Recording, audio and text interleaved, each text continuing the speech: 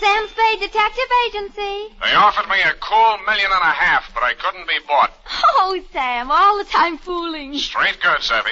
Oh, really, Sam? Why didn't you take it? Oh, but you couldn't, of course. That's right, Angel. Taxes. Oh, you mean it would put you in a bracket? The girl's name, in case you were going to ask, was Sugar Cane. Was she sweet? Oh, Effie, you made a joke. Oh, not much of one, though. That is true. But even though you do seem to be, as you would say, in a jugular vein, I shall be right down, serious and frowning, to dictate a chronicle steeped in the bitter tea of general confusion, brewed in a witch's cauldron of murder, greed, and avarice. That's what gives it that nutty flavor. What, Sam? Silly girl, I refer to the Sugar Cane caper, on which I will forthwith my report be down to dictate on, goodbye. Subscribe for more mysteries. Hello, Sam. How are you, Sam? You were so lugubrious over the phone. Sometimes you're so bucolic, but tonight... What am I? When? Lugubrious tonight. Just bubbling over. Do you possibly mean I'm being lush with my verbiage? There, you see? Well, that's because I've been at work in the environs of Snob Hill, where they never use one word if 12 will do. Are you ready for the dictation, I guess it is? I plan to be most amusing tonight. Already I am yet. Look, I haven't even started. Oh. Really, I haven't. All right. Now, pencil. Date. Alan should have such an audience. Date. October 3rd, 1948, to Clifton Cavanaugh, Esquire.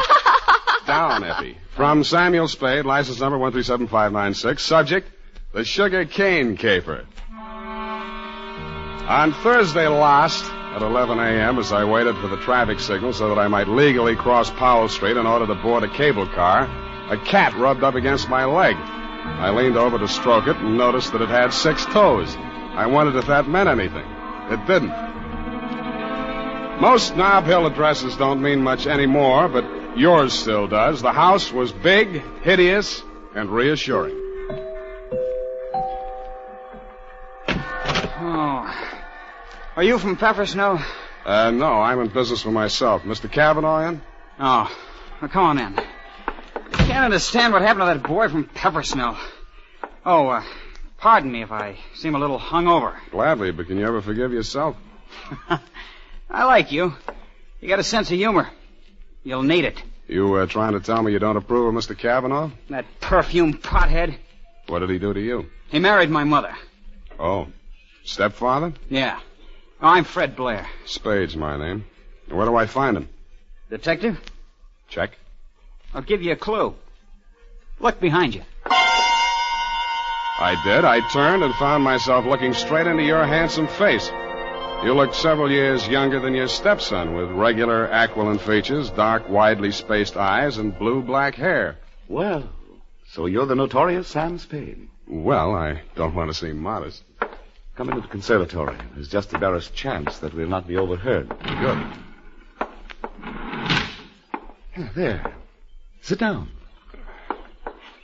What's your problem, Mr. Cavanaugh? Problem indeed. Problems, plural. Starting with that junior grade lush that collared you at the door. He's very fond of you, too. Well, you can't imagine what a trial that boy's been to me. Both the children. For some reason, neither Fred nor his sister Eunice ever quite accepted me as their father. You don't say. I suppose my youth counted against me. I think they misinterpreted my motives. When any man marries a wealthy widow twice his age... Yeah. Why did you send for me, Mr. Cavanaugh? Well, it all started several months back, before my wife, their mother, where was I? Oh, died. The scandal quite literally killed her. You're sure that's what did the trick? Fred, who, among other talents, was a positive genius for knowing the wrong sort of people, struck up an acquaintance with a hoodlum named Johnny Verona. Nice, clean-cut gangster type, runs a joint on Pacific Street. Precisely. With the positively hysterical name of the Subtropico. Mm-hmm. Well, there was a sordid brawl of some sort. A man shot. Obviously, this Johnny Verona shot him. Fred had to give testimony before the grand jury. It was all we could do to keep it out of the paper. But you did. No, and old Eleanor, my wife, that is, dropped dead when the butler brought in the Chronicle. But the worst was yet to come, Sam. Well, don't keep me hanging, Cliff. Well, Fred continued to frequent this bistro, this dive of Verona's. I understand.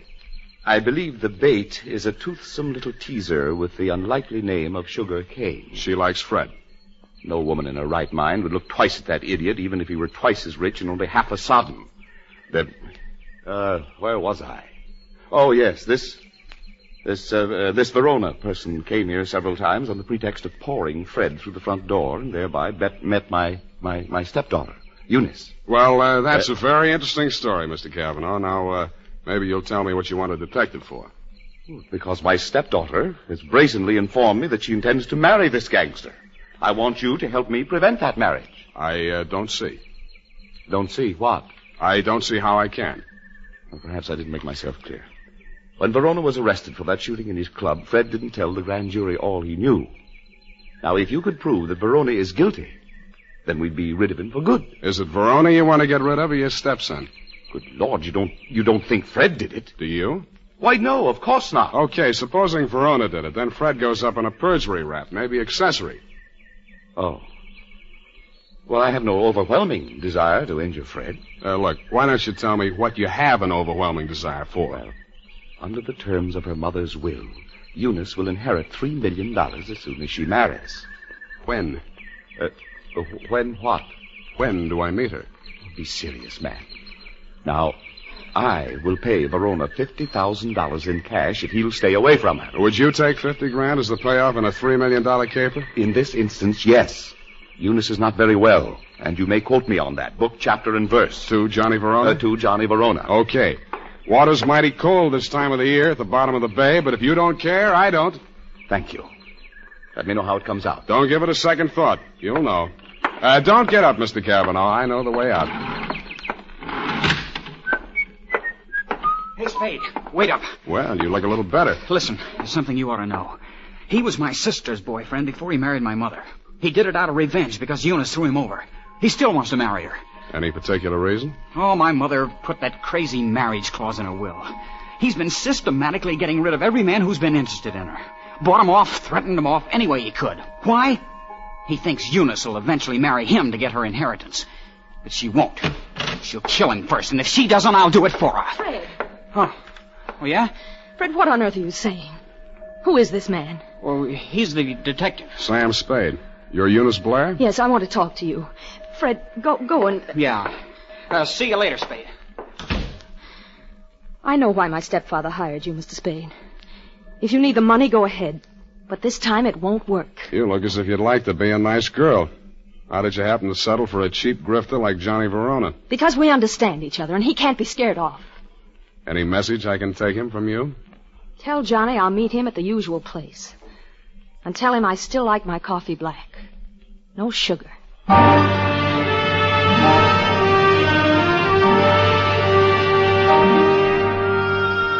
I didn't ask her what kind of sugar she didn't want any of. I thought I knew.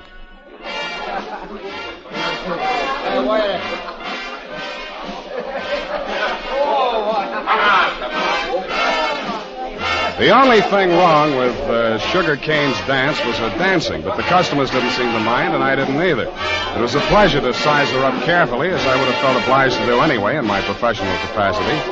She was a black-haired number with aquiline features and widely spaced dark eyes. It was a beautiful combination, and I wondered where I'd seen it before quite recently. I decided to find out.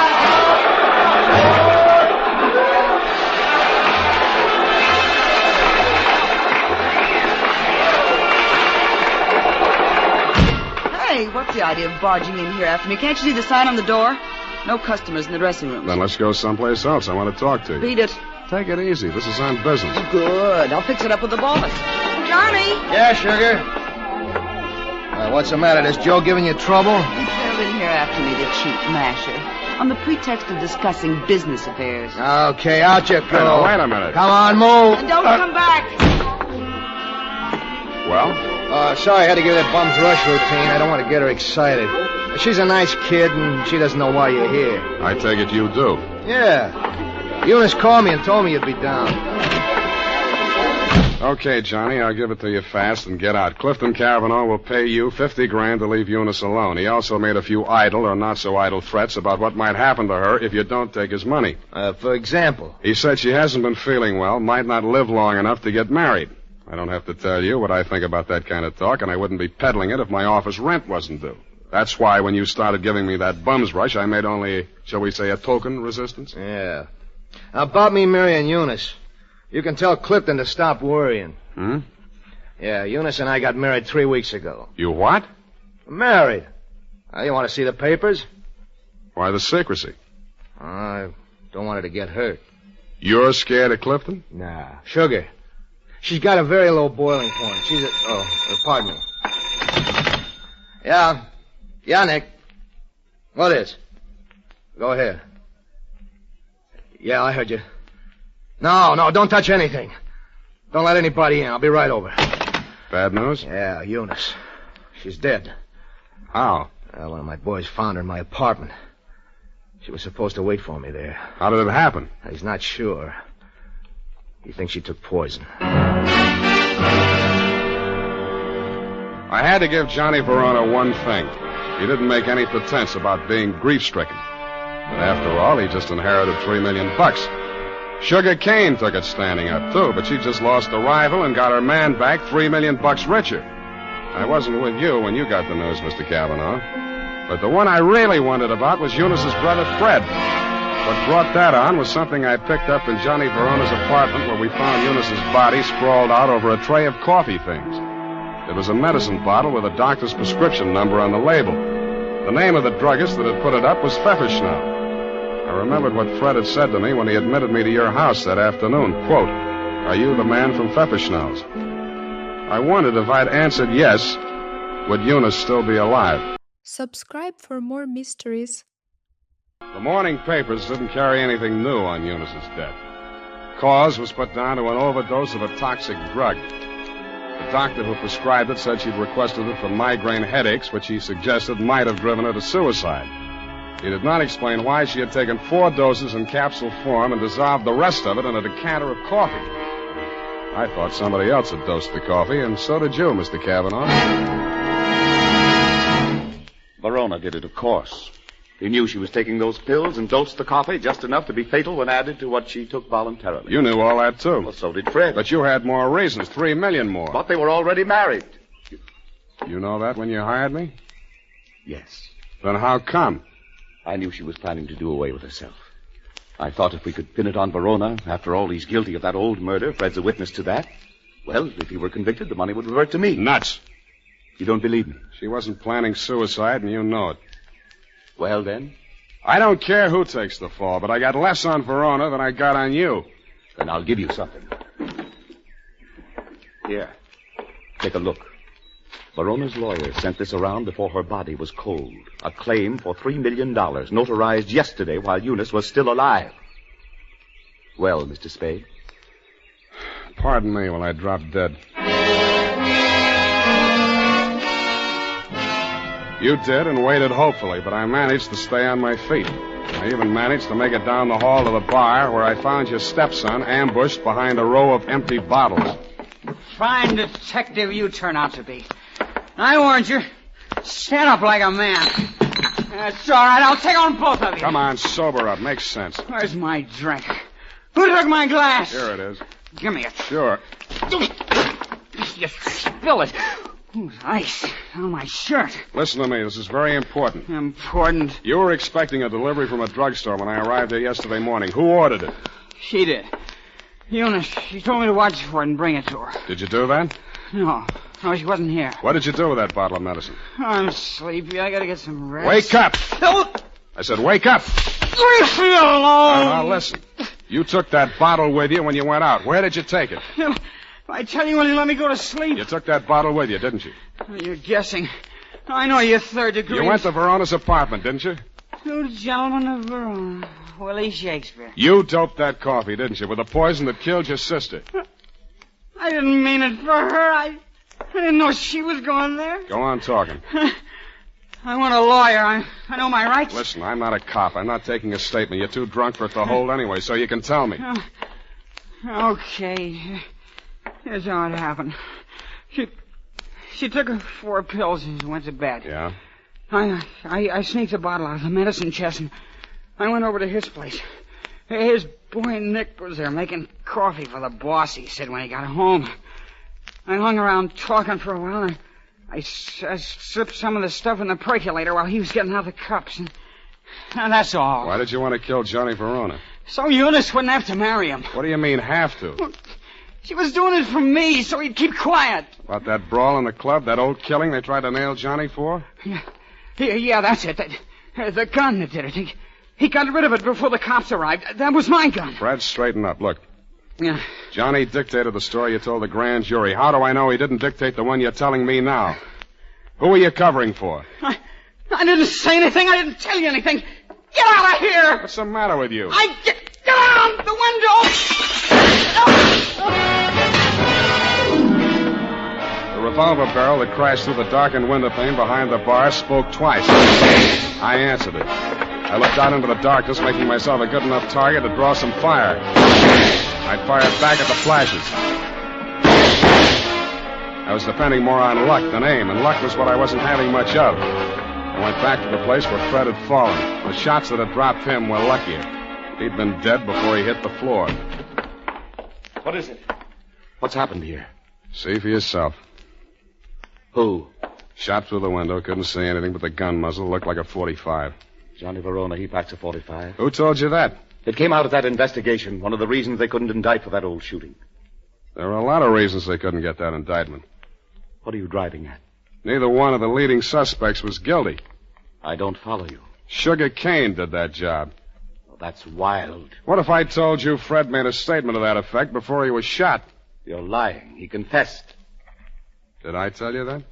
Well, he must have. He always talked about it when he was drunk. All right. I was bluffing. Why? Just a crazy hunch. I thought there might be something between you and Sugar. Now I'm sure there isn't. Of course not. Should have spotted it before. You're too much the same type. Even look alike. I can't make you out. Well, don't try. It's not worth it.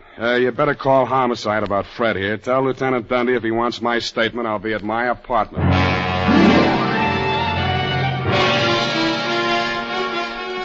After I pretended to leave, I came back and did a little eavesdropping of my own. You didn't phone homicide, but you did spend an hour filing out the barrel of a .45 automatic. Then you went out. I tailed you to an address on Sloat Boulevard. A short time after you went in, Sugar Cane came out alone. I followed her to, you know the answer, my apartment. I went in the back way via the fire escape and arrived in time to answer her buzz. Oh, Mr. Spade, thank heaven I found you at home. So am I. Come in. I know it's terribly late. Forget it. Won't you take off your coat or something? Can't stay very long. It's not safe. I may have been followed here. Oh, surely not. Sam, you don't mind if I call you Sam? No. I'm so frightened. It's about Johnny Verona. I don't know what he may do. He's convinced that Fred killed Eunice, and he's out gunning for him right now. We've got to stop him before he does anything rash. You come to the wrong party, Sugar. I'm working for the enemy. Enemy? Kavanaugh. Oh. It's no skin off his nose if Johnny Verona drops Fred Blair or if you all drop. All he does is sit back and collect. Oh, he can't be as cynical as that. You ought to know. Has he told you anything about me? I'd rather hear it from you. May we sit down? Well, there's not much to tell. I played along with Johnny for one reason and one reason alone. To save Fred from that old murder rap. Were you figuring on marrying into that family, too? Oh, Sam. A regular pincers movement, wasn't it? Johnny and Eunice, you and Fred. All right. It's true I wasn't in love with Fred, but it wasn't all the money. I was sorry for him. Money's not what I really want. I know that now. What do you want? Someone. Someone I can trust. Me too, Sugar. Oh, Sam, you're what I want. Say you want me to. Please say it.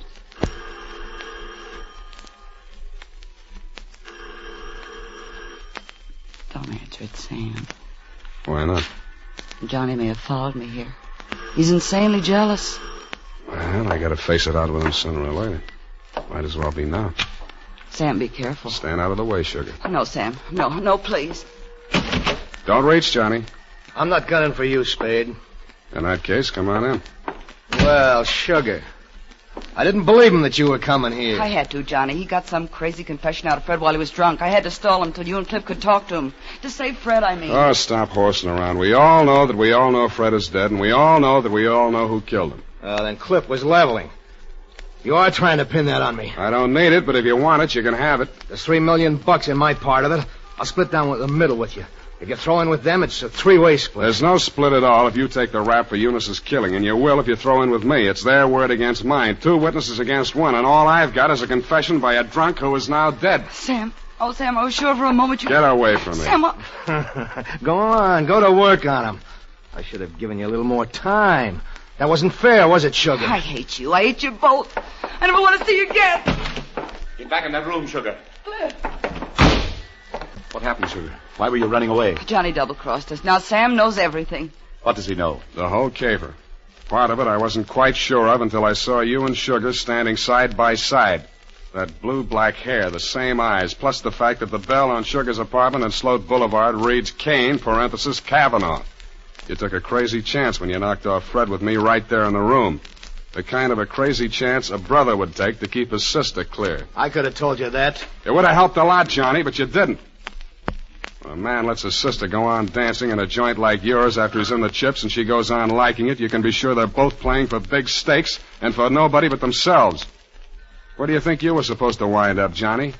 I'll tell you. Drinking that poison coffee that Eunice got hold of by mistake. That isn't true, Johnny. I never told Fred a thing. He thought you really loved Eunice. I don't know how he found out you were forcing her into that marriage. Did you also neglect to tell him that he was innocent? That you pulled the trigger in that old killing and shoved a gun into his hand when he was too drunk to know what he was doing? I've heard enough. Watch it, Johnny. No!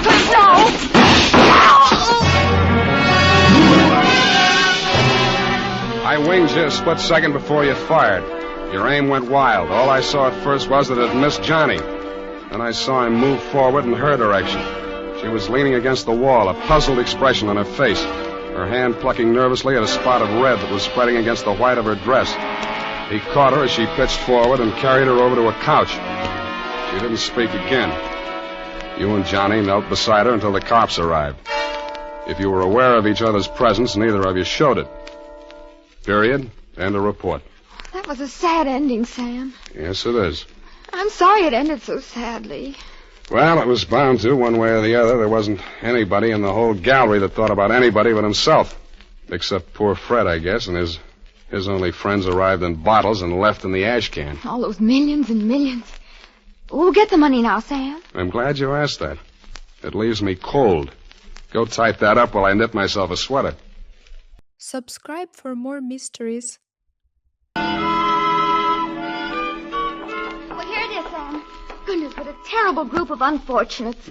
As you say, it just had to end badly. If you hope to get back in my good graces by quoting me, to trick me into agreeing with you, you have succeeded. There you go, Sam. So lugubrious. Effie, what is this? What means lugubrious? Oh, Sam, it's wonderful. It's my new habit. Oh? Every time I read a book now, and like you read a book and there's a word you don't know what it means or you're not sure. Yeah. Well, I make it a practice now to write down and learn 3 new words per day. Well. And learn the definitions to use them in conversation. Like desultory. And lugubrious? Yes, that's one of my 3 for today. You see? Lugubrious, right here it is. To talk a great deal. Bucolic, state of being sorrowful. And verbose, to be out in the country. I see. Very praiseworthy. Enlarging your vocabulary. Yes, love it. I am. But I don't expect to be really lugubrious for the nonsense. Look, Effie, why don't you go verbose for the weekend? It's the best cure for the bucolic. Oh, Sam, look what I've done. What have you done? I've clipped the wrong definitions to the right words. Well. For instance, lugubrious, well, it isn't that at all. And bucolic, let me see. Oh, Sam, I've learned them wrong. I wasn't going to tell you, Effie. It's better to find out for yourself. It's more, efficacious. My new habit. Oh. Good night, Sam. Good night, sweetheart.